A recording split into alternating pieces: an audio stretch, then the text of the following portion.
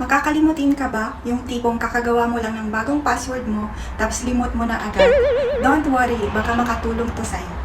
Actually, may iba't ibang paraan para ma-recover ang password. Pero ngayon, dito muna tayo sa Google Chrome.